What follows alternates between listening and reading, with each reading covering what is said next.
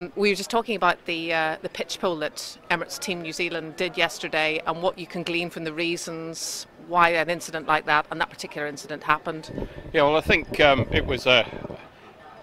think it was an unforced error from the Kiwis for a start. If they'd have taken slightly longer to get themselves organised to bear away, they would have been okay. But Ben kind of did a good job of getting them chicken winged up, and they felt they wanted to get back in the fight quickly, and that was their problem. But it points up, I think one of the big technical stories from the New Zealand boat is, everybody sees the cycling and sort of thinks, oh well, that's a big thing. They're getting more power. They're getting more power from their legs. They've got more oil to move the controls, and part of it's that. But the other thing is that they've got the control of the boat divided between three people, so that Peter Burling is just steering. You can see him; he's just driving Miss Daisy when he's going down the run, and there's a guy trimming the wing sheet. He's doing a relatively conventional job, but then the third man forward in the boat has actually got his arms in what I really like biathlon bars, and he's controlling both the dagger boards all the time. He's in charge just of keeping the boat ride height at the right level, whereas in the other boats in the fleet, it's the helmsman with his buttons and paddles on the wheel who's actually having to fly the boat up and down and do the steering. And so the reason the Kiwis are have been strong, part of the reason they're strong in the light is that they do have this very fine control of ride height, and so they can sort of throw the boats into manoeuvres, and they can maintain themselves on the foils longer because they've just got this one guy. That's all he's thinking about. But the other side of that coin was yesterday, where you've got the control of the dagger board lift and the steering and the rate of turn. They're separated by several feet. And there, I think it was maybe just a miscommunication or something that caused them to pitch pole. There was a bit of speculation as to whether part of that was going in at a shallow angle to the wash coming off Land Rover BAR's foils. Is that a factor, do you think? No, I don't think so. I don't think so for a minute. They just started to pick up speed. They started to fly. The rudder elevators came out of the water, and that's kind of all she wrote, really. Well, that was an interesting day more generally yesterday, because for me, looking on the outside, it seems as if they've all learned so much in such a short time about how to control these boats in not quite extreme conditions. Yes, they have. I mean, we were here practice racing not that long ago, and in one of the occasion it blew 20 knots. I mean, half the fleet didn't make the start, and the other half of the fleet didn't get round Mark 1, and so it was a revelation how close the racing was yesterday. I mean, there's a lot going on that you don't see. You sort of see these big swings in relative performance of the boat, and that's very often, sometimes that's just because the hydraulic accumulator. If you get to the point where your hydraulic accumulators are empty, you've got such demand on the controls in those conditions that you can't actually charge the system up again. So it's a bit like trying to, for the helmsman, it's a bit like trying to fight with one arm tied behind his back, because he loses the ability to have the fine control of the boat. So the course yesterday, with having the extra two legs thrown in, was a real challenge, because there were no bits of straight and level where the grinders could actually get the sort of stored energy levels back to back even to half full. Did we see that? Do we see that happening yesterday, where they run out of power to do things they might have otherwise wanted to do? Yes, absolutely. Yeah. Have you seen any other surprises over the last week or so of racing?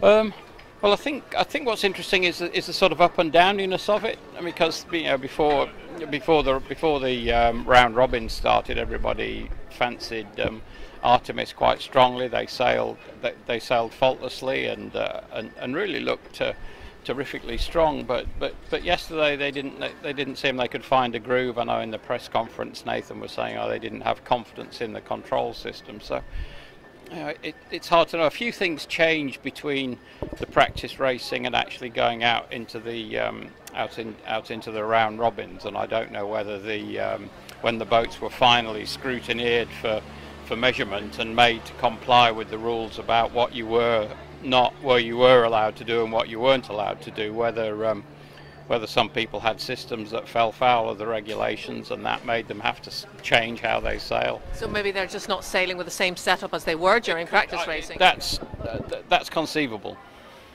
And from a personal point of view, you must sometimes reflect on all of the different changes you've seen being involved in the leading edge of yacht design over a period of time. I mean, this would have been unforeseen in the past.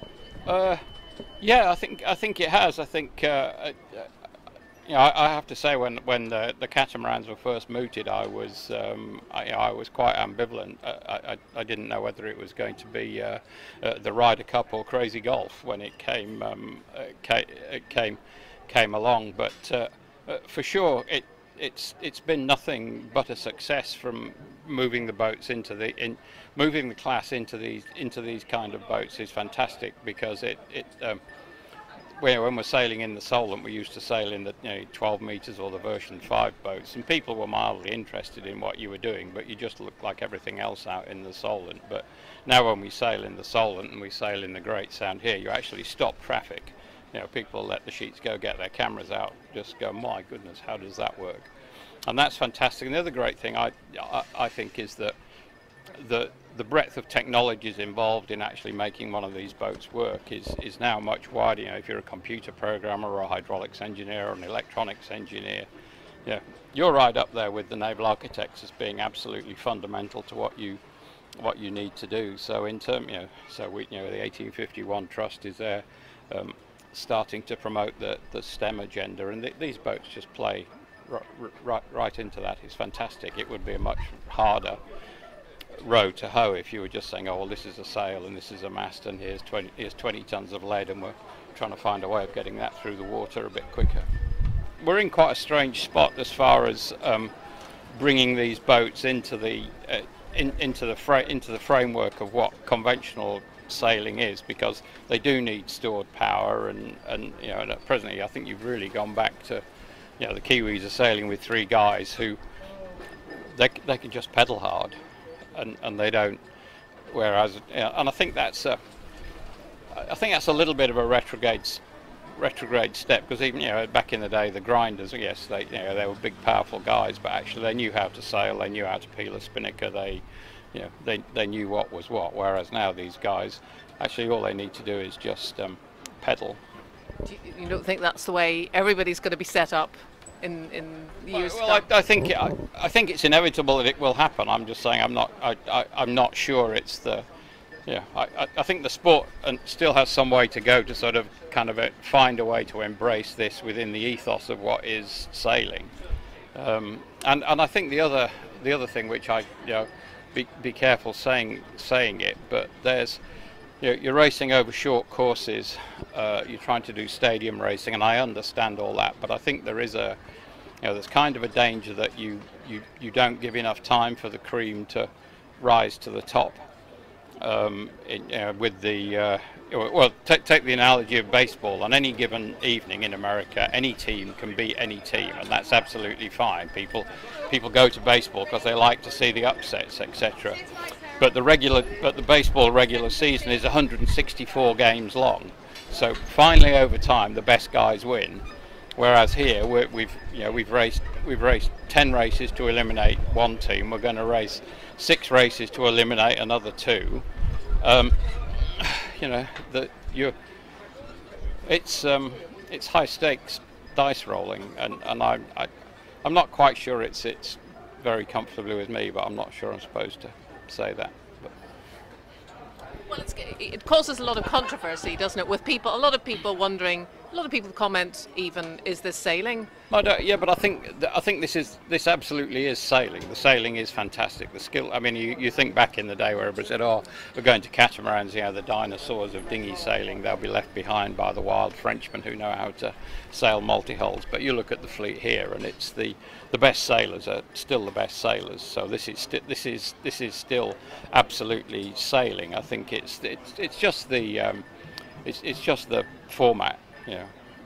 And it's the same thing cricket's wrestling with, isn't it? Is it a test match or is it a 2020 game, and and that's the, you know, that's the the sort of creative tension that's in play. But it's kind of different losing a, you know, it's different losing a game in the Big Bash compared to losing a round in the America's Cup. It's kind of a long time between drinks.